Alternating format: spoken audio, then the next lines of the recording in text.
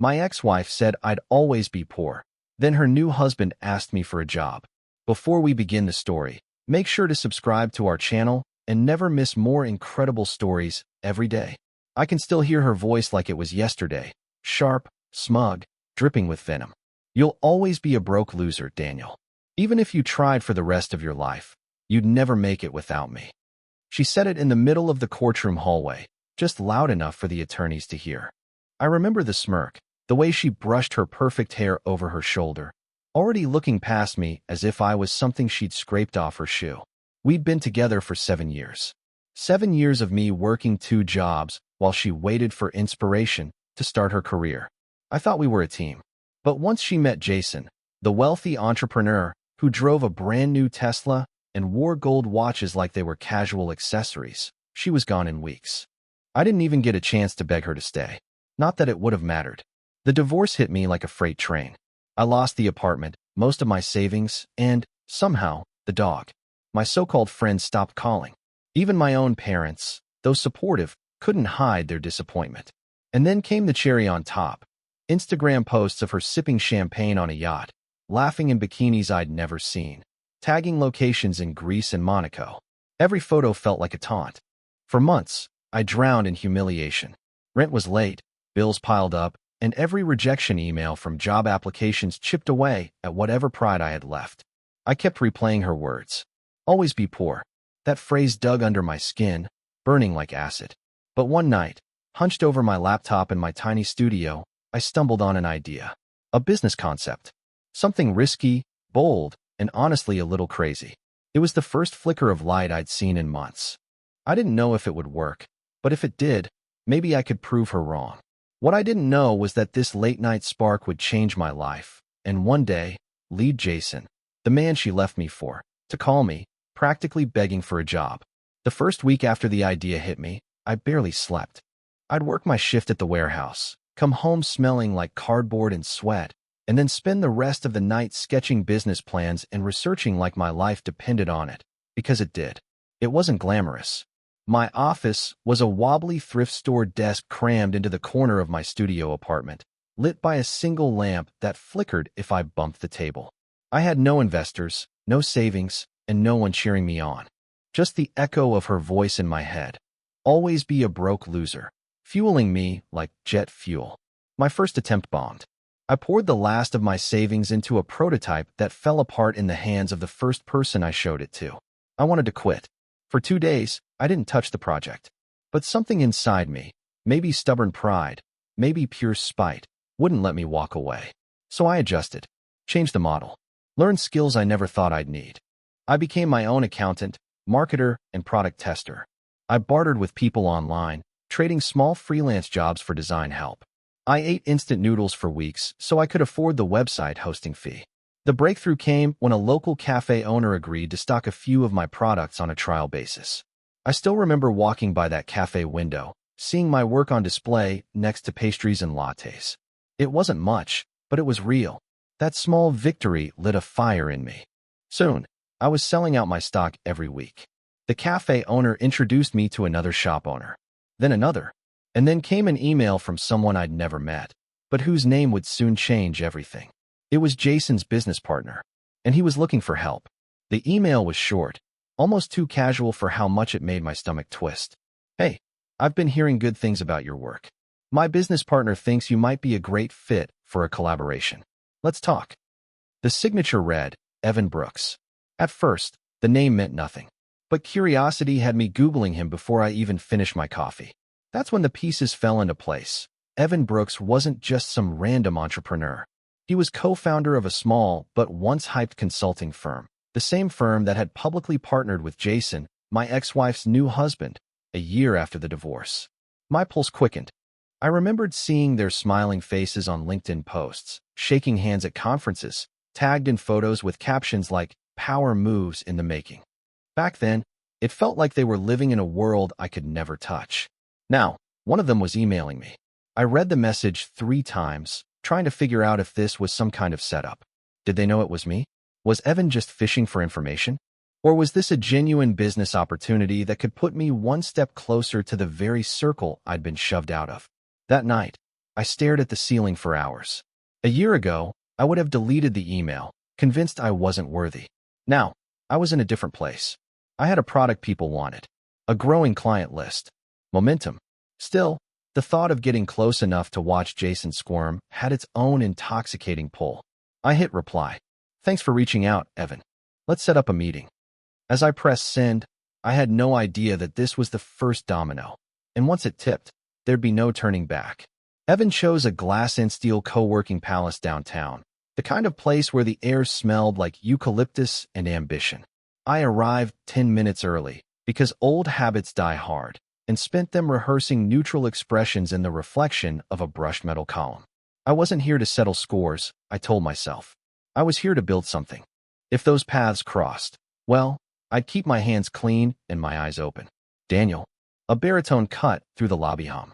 Evan Brooks was taller than in his headshots, hair cropped close, tailored jacket that said money without trying. His handshake was steady, eyes assessing. Appreciate you making the time. Let's grab a room. We slid into a soundproof pod with a table the size of my old mattress. He didn't waste time. You're scrappy, he said, tapping a printout. My sales graph, scraped from a marketplace dashboard. Low burn, high fulfillment, obsessively responsive. That's rare.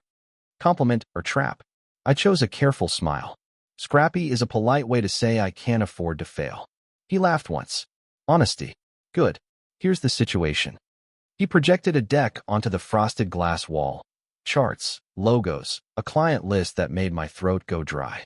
We're spinning up a productized arm. Turnkey solutions for mid-market clients. We need a specialist who can build fast and iterate faster. Your line fits. Why me? I asked. You could hire 3 bigger shops and be done. Bigger shops sell overhead, he said. I need outcomes. A beat. And candidly, I need someone who understands pain. People who've never eaten what they kill tend to choke under pressure. There it was, a glint of something human beneath the polish. I nodded. What's the catch? Evan folded his hands. We move quickly. 2 pilot clients in 30 days. If you deliver, we formalize equity and a retainer. If you miss, we part as friends. It was aggressive, but not insane. Still, there was a current under the offer I couldn't name. And the partners? I asked lightly, the word tasting like old smoke. Everyone aligned. His eyes flickered, a barely there hesitation. Alignment is evolving. I kept my face still. The deck clicked forward. Recognizable brands. Familiar verticals. And then a slide stamped with a logo I knew too well. Argent Ridge Capital, Jason's boutique consultancy, all chrome and buzzwords. My pulse tapped my throat. Evan watched me watch the slide. Any concerns? I swallowed. Just gauging scope. Argent Ridge is one of the 2 pilots, he said evenly. They've had a transition. The previous lead overpromised. He didn't say Jason. He didn't have to. They need someone who can stabilize deliverables and salvage a few relationships. A year ago, I would have excused myself to the bathroom and thrown up. Today, I pressed my palms flat on the table and measured my breath. What's the timeline? Kickoff Monday. We'll proxy you in as external lead. You'll meet their principal and ops head. Another minute beat. Look, Daniel, I did my diligence. I know your history, at least the public pieces. If this is uncomfortable, we can route you to the other pilot and find someone else for Argent. There it was, the out. Clean, reasonable, safe. It throbbed like a bruise I could choose not to touch. But safety had never built anything for me.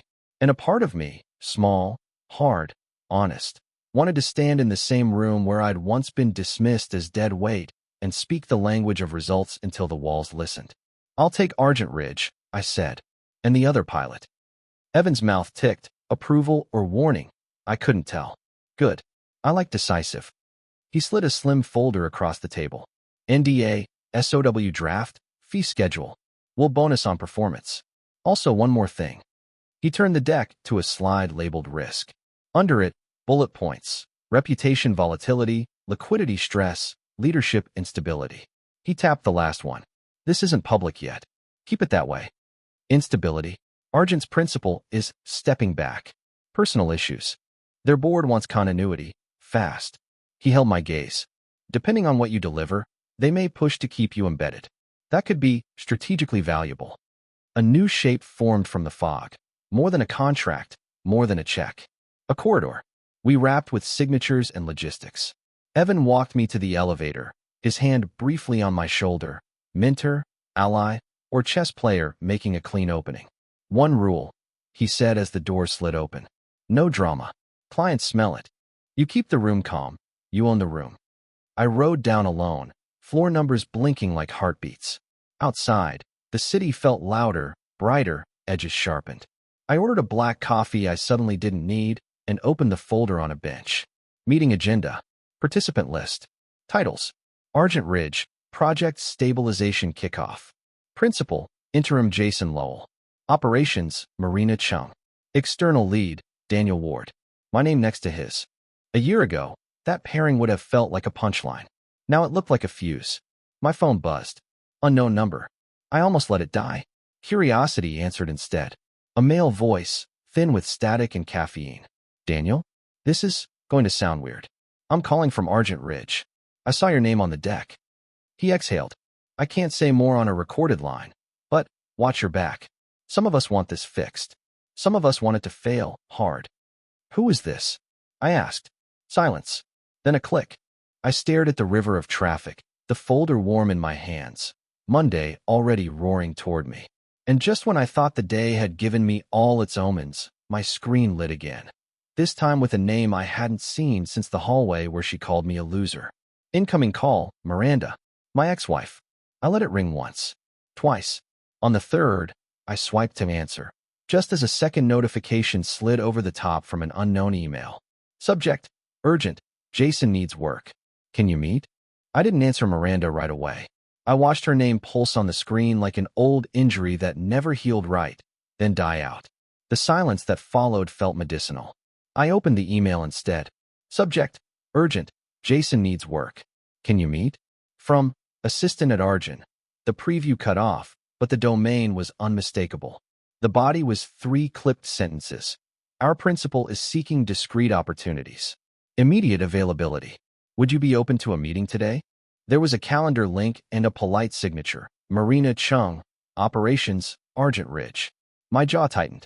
The same man who waved his wealth like a flag the day he took Miranda to Santorini was now seeking opportunities. Discreetly. The calendar showed only 2 slots left, 4:30 and 7:15. I hovered over 4:30, then my phone buzzed again. Miranda. I picked up. Daniel, she said, breathy, like we were about to share a secret. Hey, wild seeing your name again. Listen, don't hang up. Make it quick. Jason mentioned you might be consulting. He respects what you've built. She let the word respects work hard. Things have been complicated. Market contraction. A few unreliable partners. You know how it is. I remembered her saying I'd always be a broke loser. Remembered the way security led me out of the apartment the day the papers finalized because she didn't feel safe. I exhaled through my nose. I know exactly how it is. She rushed into the gap. He could be an asset. He has enterprise relationships, deck skills, and a gift for overpromising, I said. Why are you calling for him? A pause, the faintest crack in the lacquer. Because he asked me to, she said. Because you'll take my call. It wasn't an apology. It was a tactic. But beneath it, I heard something new, the thin whistle of a leaking hull. Have Marina book it, I said, and hung up before she could dress the request in nostalgia. I accepted 4:30. Then I did what the version of me from a year ago would never have done. I prepped like I was interviewing him. I pulled public filings, trade notes, credit memos. The picture formed fast and ugly. Argent's pipeline was an echo chamber. Invoices aging like fossils, a lawsuit buried under amicable separation. Liquidity stress, Evan's slide had warned. Leadership instability. Translation, Jason had turned the cash machine into a smoke machine. At 4:12 my office looked like competence had a scent. Clean lines, a plant I kept alive out of spite, a conference table polished enough to mirror resolve. I told my team, a contractor and a part-time PM who believed in me before my bank did, to clear the floor for an hour. Client prospect, I said. Sensitive. At 4:28, my phone lit with a text from an unknown number. Traffic. Be there in 5. Thank you for seeing me. Signed Jason. No bravado. No emoji. Just the weight of a man learning gravity again. I stood by the window, watching the city change colors. The elevator dinged. A shadow crossed the frosted glass. For a heartbeat, I was back in that courthouse hallway. Hearing her spit broke loser like a curse. Then the handle turned. Jason stepped in wearing a suit that fit like it used to matter and a face that had learned new muscles. He looked smaller without the entourage, without Miranda's arm looped through his. The tan was gone. The watch was still there, but it felt louder in the quiet. "Daniel," he said, and the confidence he lived on wobbled. "Thank you for making time." "Have a seat," I said, gesturing to the far chair, not the one at the head of the table. He took it without comment, eyes noting the room, the brand on the coffee mugs, the framed article from the local business journal about our first major contract. "I'll be direct," he began, lacing his fingers to hide the tremor. "We hit some turbulence. A couple of key clients paused, cash flow got constrained. Evan's diversifying. I need to land somewhere steady. I can bring relationships, strategy, revenue architecture." I let him talk until the pitch ran out of air. Then I slid a single-page brief across the table. "My letterhead. My rules. This is the role available," I said. "Contract. Probationary. Deliverables tied to outcomes. No guarantees, no equity, no titles." His eyes flicked down. The rate was fair. The KPIs were not gentle. He swallowed. "This is junior to what I've done. You asked me for a job," I said evenly. "Not a throne." He sat very still.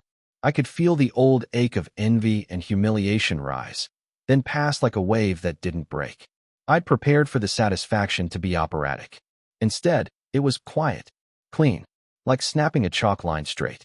Jason cleared his throat. "There's something you should know," he said softly. "About why I'm here. It's not just cash flow. There's pressure from a creditor. A personal guarantee." He looked up. "If I don't fix this quarter, they come for the house." For a second, I saw the Instagram life peel away, the yacht, the watches, the staged soft-focus breakfasts.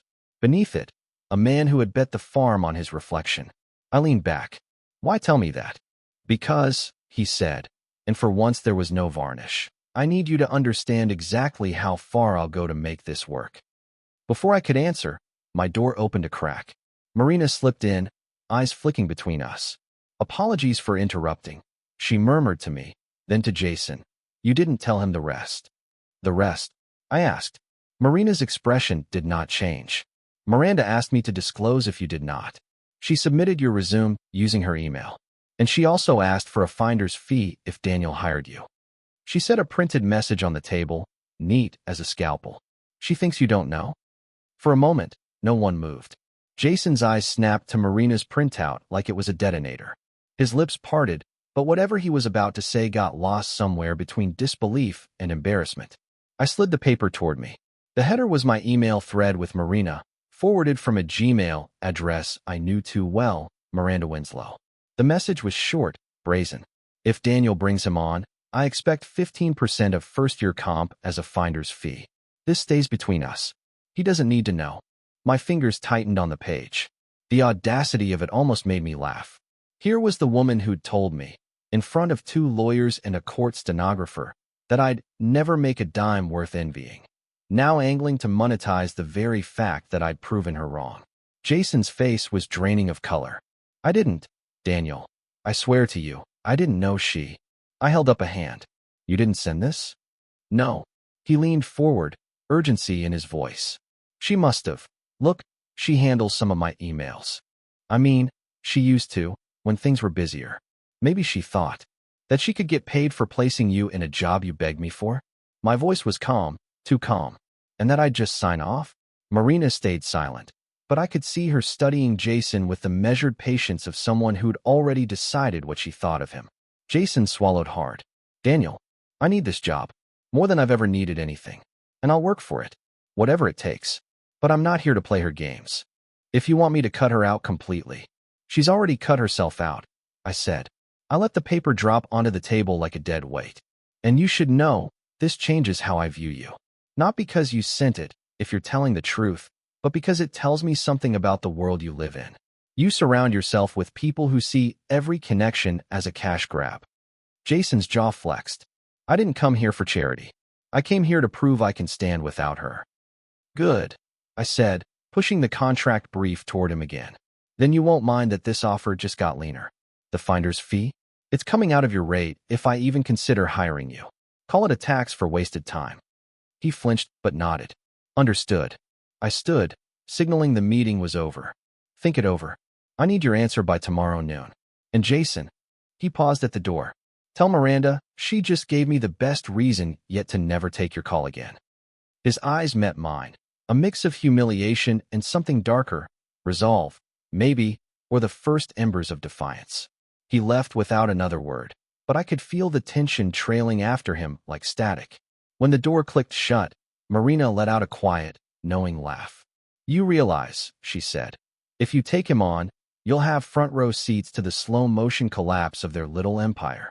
I picked up the printout again, the edges warm from my grip.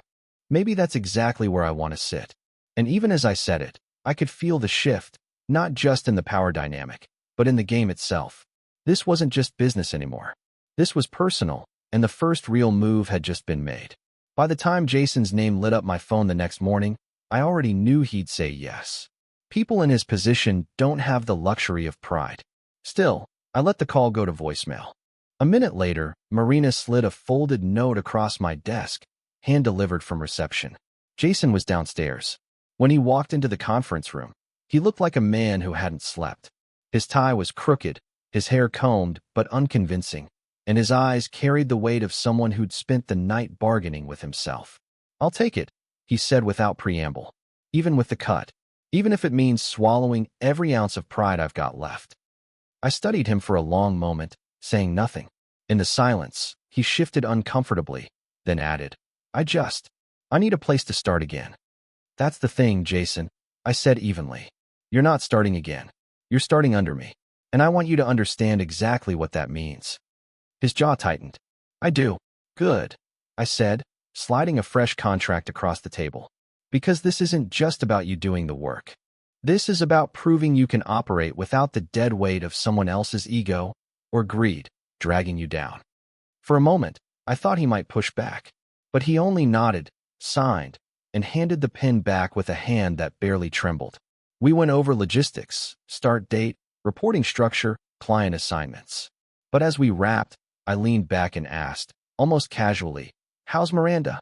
He hesitated, then forced a thin smile. She's fine. She must be thrilled you're working here, I said, watching his eyes. Tell her I said hello, and that I'm looking forward to our paths crossing again.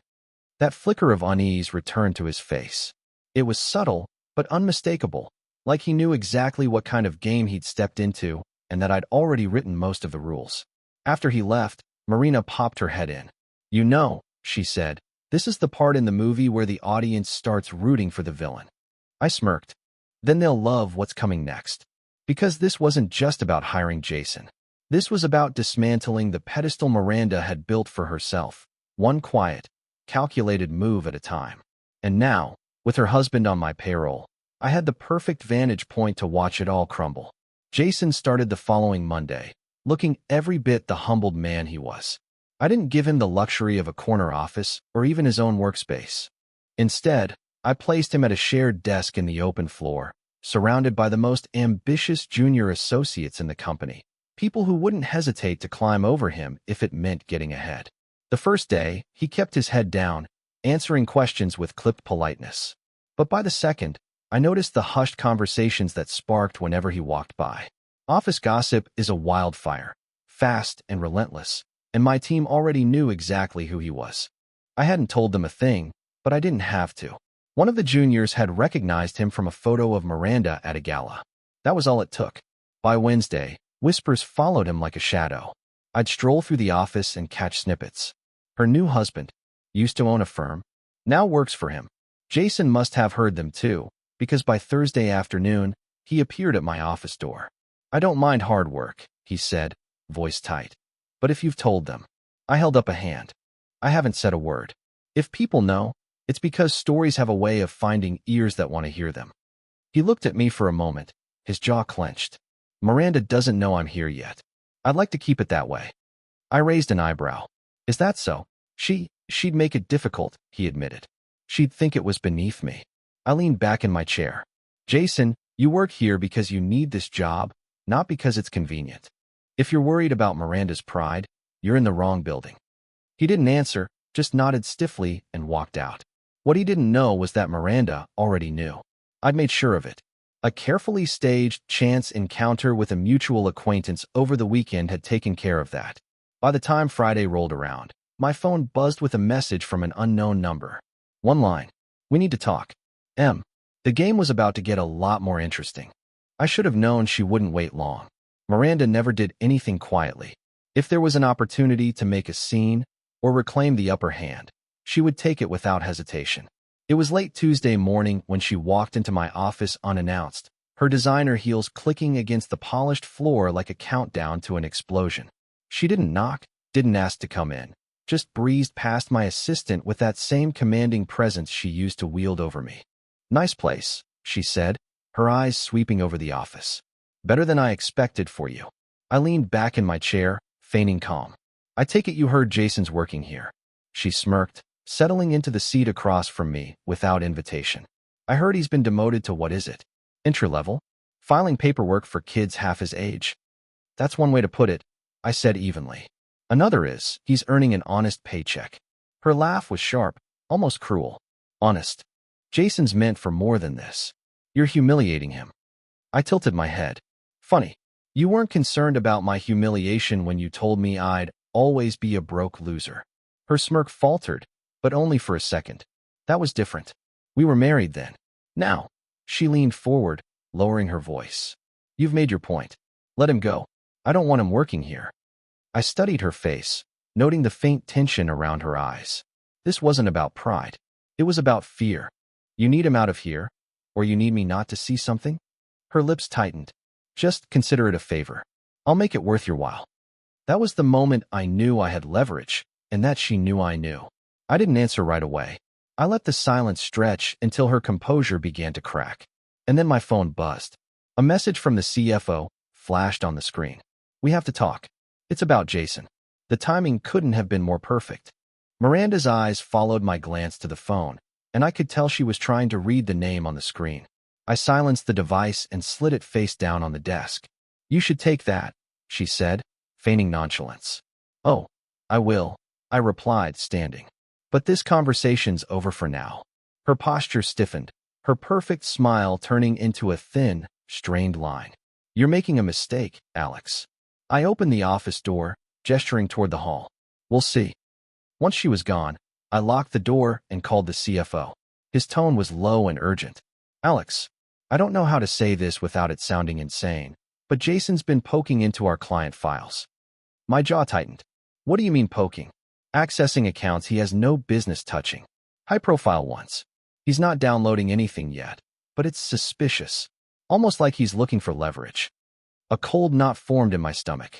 This wasn't just some petty ex-spouse drama anymore. This was a threat to my business. Do we have proof? I asked. Not solid, but enough to justify a meeting with HR or security. I leaned back, staring at the ceiling. The pieces were starting to align. Miranda's sudden appearance. Her push to get Jason out before I saw something. Jason's quiet, almost desperate behavior lately. If he was digging, it wasn't random. He was looking for something specific, something she wanted to keep buried. I stood, pacing the office, my mind already racing through next steps. I could confront him directly, but that would tip my hand. Or, I could let him keep going, just enough to hang himself with his own rope. And that's when an even darker thought hit me. What if Jason wasn't acting alone? That night, I couldn't shake the unease curling in my gut. If Jason wasn't working alone, then someone with access and influence was pulling strings. And I had a sickening guess who that might be. I dug into old correspondence from when Miranda and I were married, shared accounts, joint emails, even archived business proposals she'd once mocked. Her name kept popping up in places it shouldn't, tied to acquaintances I hadn't thought about in years. By midnight, I found it. A quiet little LLC she'd registered 3 months after our divorce, with Jason listed as a consultant. The business didn't have a website or any public footprint, but its bank account had taken in hundreds of thousands in consulting fees from companies we'd been negotiating with at the time. I sat back, my pulse quickening. This wasn't coincidence. This was industrial sabotage dressed as business. And if Jason was sniffing through my client files now, It meant they weren't done. The next morning, I asked my head of IT to flag every keystroke Jason made on our system. By lunch, the first alert came in. He'd accessed the folder containing our most sensitive upcoming contract bids. Not viewed, not downloaded, just copied to a personal drive. I stared at the report, the edges of my vision narrowing. It was time to stop playing defense.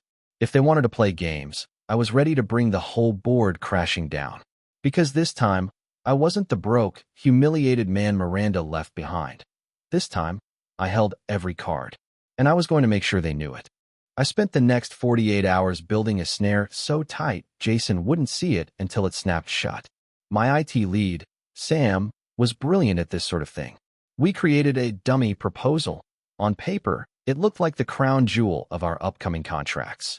In reality, it was a fabricated bid, laced with identifiers that would make it impossible to share without revealing the source.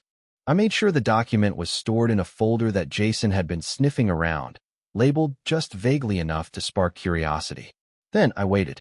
By the second morning, the alert came through. Jason had opened the file, downloaded it, and transferred it to the same external drive as before. Perfect. The next step was more personal. I invited him to lunch, just the two of us. I picked a quiet, upscale restaurant where every word would feel like it carried weight. He arrived looking confident, dressed in a crisp suit that was just a little too new.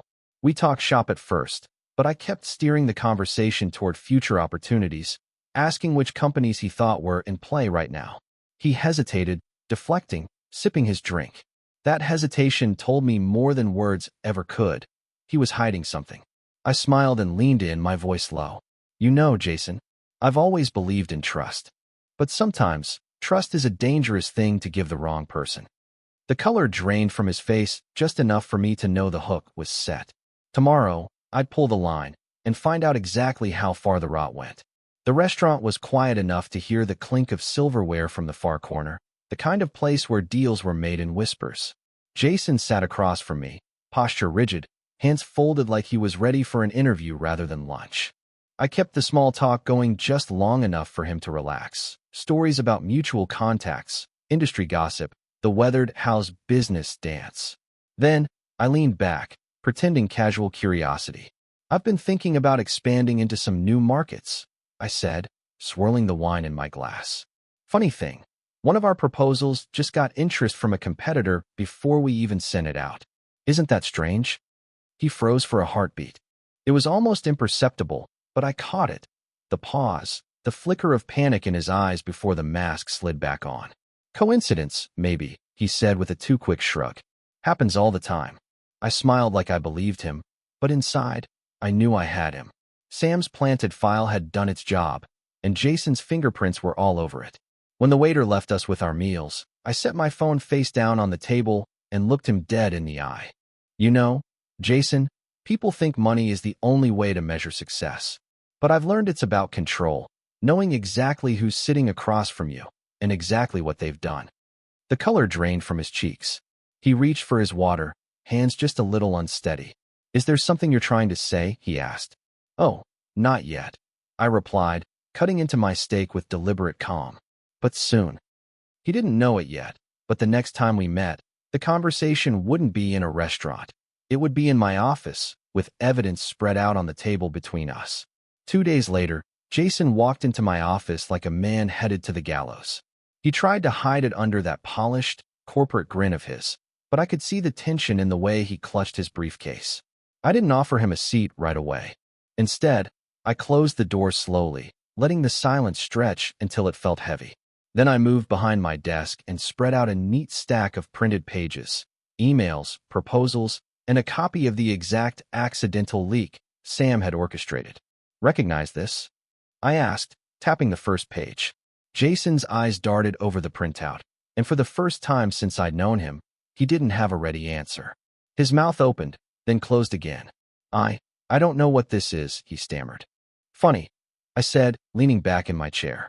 Because it looks exactly like a confidential proposal we never sent that somehow ended up with your top client. Almost like someone in this room had access to it. His Adam's apple bobbed as he swallowed. The room felt smaller now, the air tighter.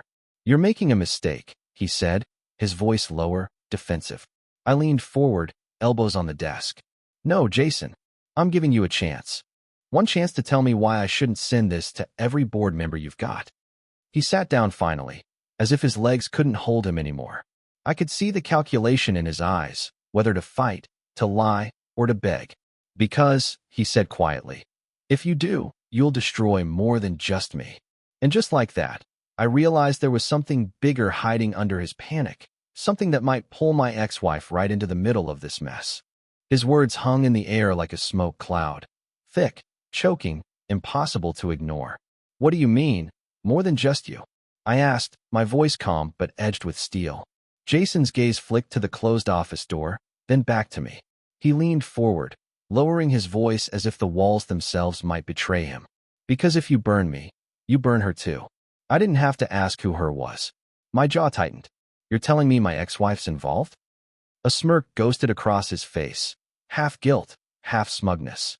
Let's just say your ex isn't exactly the angel she pretends to be. She's got skin in this game, and a lot to lose if I go down. The pieces started clicking in my head. Her sudden radio silence after our last accidental run-in, the rumors about her charity projects, the expensive trips that didn't line up with her husband's supposed income. What did she do? I demanded. Jason sat back, feigning casualness but gripping the armrests like he might fall without them. That's the thing, if I tell you, maybe we can make a deal. You bury this. He tapped the evidence folder on my desk, and I tell you everything. Could be worth your while.